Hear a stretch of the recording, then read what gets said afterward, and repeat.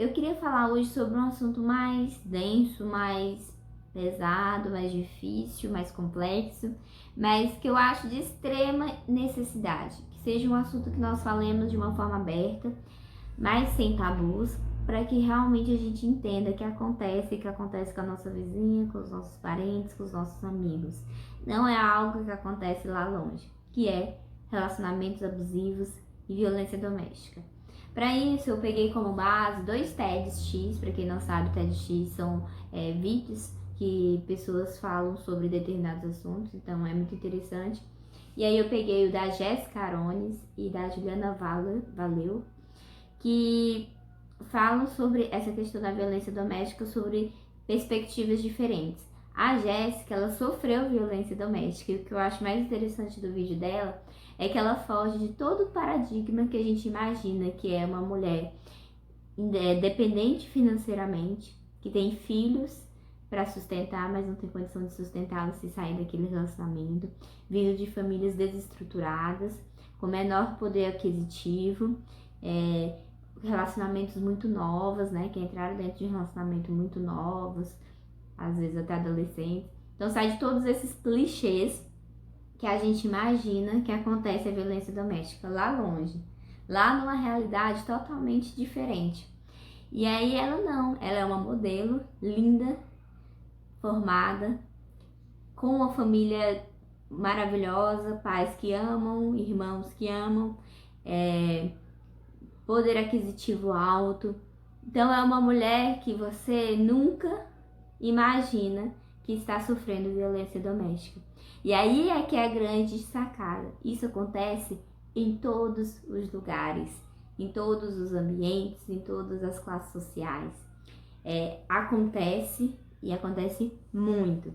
E aí a Juliana já traz uma outra perspectiva de contar histórias de outras mulheres e traz algumas estatísticas bem assustadoras e também traz o passo a passo da violência, de como ela acontece. Eu queria trazer 5 coisas que eu aprendi assistindo esses 2 TEDx, que eu vou colocar aqui para vocês nos links, para que vocês também, se tiverem interesse, entendam. Isso é importante para nós observarmos o nosso relacionamento, mas também entendermos se tiver alguma amiga, alguma parente, alguma pessoa passando por isso, nós podemos identificar e quem sabe oferecer uma ajuda. Primeira coisa que eu entendi é que o abuso moral, físico, psicológico, ele começa aos poucos. Nenhum cara chega agredindo uma mulher e ela aceita. Primeiro, ele é o príncipe encantado, ele é uma pessoa maravilhosa, perfeita. A sociedade, inclusive, muitas vezes o coloca como uma pessoa bem-sucedida, acima de qualquer suspeita. Então, o primeiro passo, e a Juliana fala, é o encantamento. Essa mulher, ela fica muito apaixonada por esse homem. Ele não chega agredindo, ele não chega sendo uma pessoa ruim, ele chega muito maravilhoso. O medo, ele é aprisionador, ele consegue distorcer a realidade. Então, o primeiro passo, o segundo passo, o primeiro é o encantamento, depois o segundo passo é ele te isolar. Então, o abusador te isola de todo mundo, porque se você fica sozinha, se você não tem mais contato com a sua família, com seus amigos, você começa a ter muito medo de falar, você começa a se enfraquecer e ele tomar mais força para poder escalar essa violência. Então, a violência é escalonada. E o medo, ele é aprisionador. Ele consegue distorcer a realidade. Às vezes você acha que fez uma coisa para que ele tenha feito aquela violência. E aí você começa a acreditar cada vez mais. E aí começa a se podar cada vez mais. Eu não vou fazer isso porque se eu fizer isso, ele vai ter essa atitude. E aí começa a ter aquele relacionamento que você começa a pisar em ovos. Gente, nenhum relacionamento saudável você pisa em ovos. Pelo contrário, o relacionamento saudável é aquele que o seu parceiro é o primeiro que você liga quando tá numa encrenca. Ou quando você tá se sentindo mal, quando você quer desabafar. O seu parceiro é o primeiro, tem que ser o primeiro a você comunicar. Você não pode ter medo de falar nada pro seu parceiro. É importante essa comunicação aberta. Então, se você fica o tempo inteiro pisando em ovos. Ah, mas eu não vou fazer para não ter briga, para não ter confusão. Alerta, se preocupe com isso. Assumir a responsabilidade pela vida dos outros, pela atitude dos outros. Eu já falei um pouco aqui sobre isso, mas uma tática do abusador é falar: você me faz fazer isso, mas também eu perdi a cabeça porque você fez isso, aí eu deixei um copo fora da pia, algo assim. Então, cuidado para não assumir a responsabilidade de tentar salvar uma pessoa. Você não tem esse poder de salvar ninguém. E você não tem responsabilidade pelo comportamento do outro. A pessoa também começa a aceitar migalhas. Um dia que não tem briga já é o suficiente para ela justificar toda uma vida de sofrimento. Então, ali um dia que ele faz todo um charme, um romantismo, toda uma reconquista, já serve como a única âncora para ela continuar naquele relacionamento. Então eu queria falar para vocês os passos da violência, de como ela acontece, e é cíclica. Então ela acontece uma vez, acontece outra vez, até que pode até culminar em coisas piores, como um homicídio.